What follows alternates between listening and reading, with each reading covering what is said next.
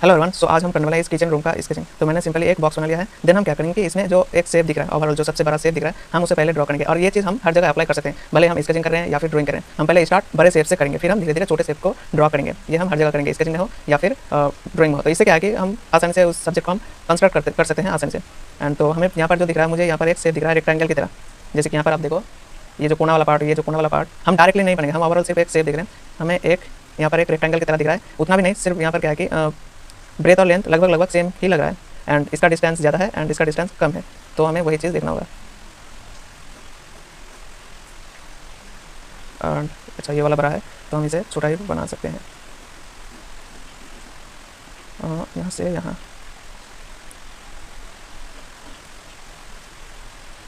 यहाँ का distance same लग रहा है, यहाँ अपना डिस्टेंस भी सेम लग रहा है। एंड ये वाला चीज़ दे दिया। देन हम छोटे छोटे शेप से स्टार्ट करेंगे।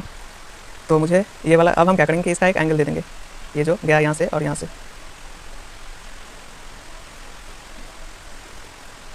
ये वाला बड़ा है एंड ये वाला छोटा ही है, तो हम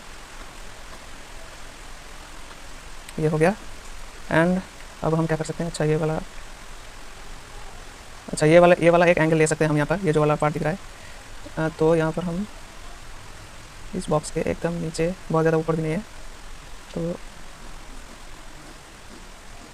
तो ये क्या है। एंड हम सिंपली इसका जो एंगल दिख रहा है हम इसे ड्रॉ कर देंगे।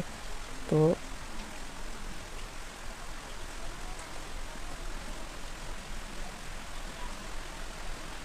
ये हो गया। देन हम क्या कर सकते हैं कि अब हम ये वाला एंगल भी हम दे सकते हैं। धीरे धीरे हम छोटे शेप में उतर रहे हैं, तो इसका एंगल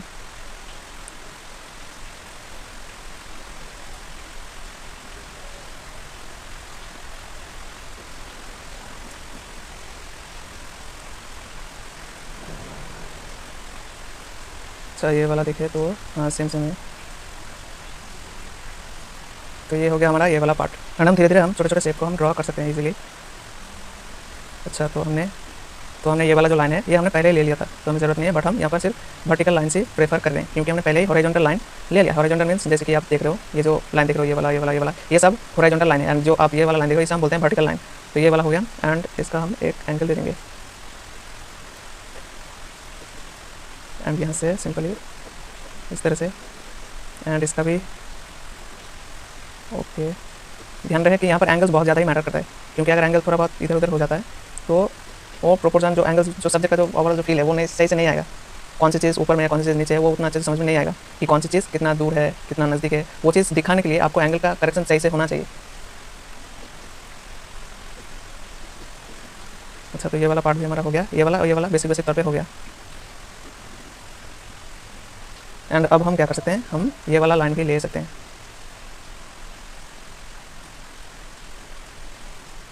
ये जो फोटो देख रहे हो ये एक पर्सपेक्टिव में क्या होता है कि जो चीज़ नज़दीक होती है वो चीज़ बड़ी दिखती है, जैसे जैसे दूर होती जाती है वो चीज़ छोटी दिखने लग जाती है। जैसे कि यहाँ पर आप देखो, तो ये जो पार्ट वाला देख रहे हो ये थोड़ा बड़ा दिख रहा है, जैसे जैसे दूर गया ये एक छोटा जा रहा है, मतलब जैसे जैसे दूर जा रहा है तो वो छोटा दिख रहा है सब कुछ। एंड जो नज़दीक वाला चीज़ है वो बड़ा दिखेगा।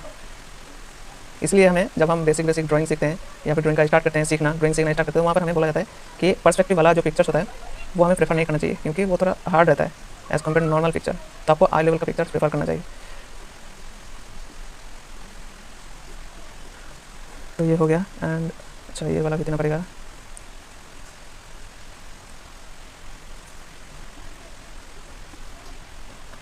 और इसका एंगल है, इसका एंगल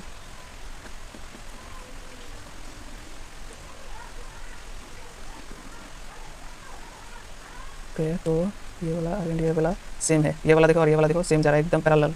तो हम सिंपली इस तरह से ले सकते हैं, लाइन का हेल्प हम ले सकते हैं इजीली। इसका एंगल देख लिया एंड ये वाला हो गया। एंड हम ये दरवाजा वाला हम बना सकते हैं इजीली। ओके,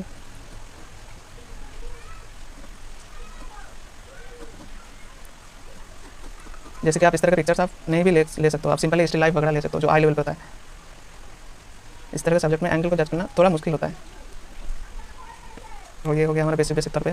हम चाहे तो हम इससे यहाँ पर ही लीव कर सकते हैं, क्योंकि जो हमारा बेसिक जो स्ट्रक्चर दिख रहा था हमने उसे ड्रॉ कर दिया है। एंड कुछ अगर डिटेल्स कुछ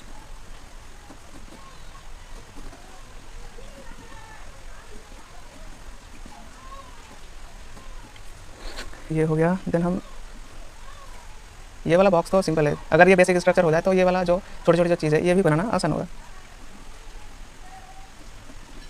वर्टिकल लाइन सिंपल हम यहाँ पर ले सकते हैं।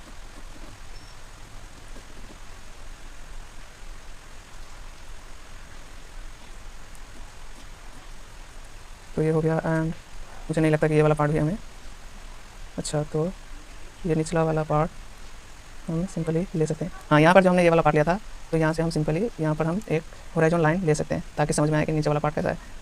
एंड सिंपली और कुछ अगर ऐड करना हो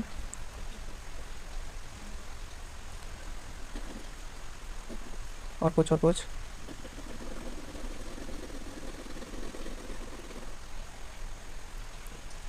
अच्छा ये वाला पार्ट ओके, देखते हैं इसे। तो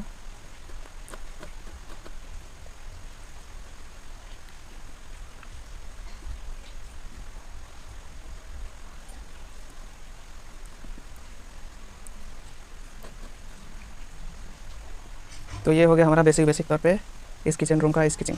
जरूरी नहीं है कि ये छोटे छोटे पार्ट को ड्रॉ करना, बस हमें देखना है कि ओवरऑल शेप, उसका ओवरऑल जो स्ट्रक्चर है वो कैसा है, हमें सिर्फ उसी को ही ड्रॉ करना है समझने के लिए।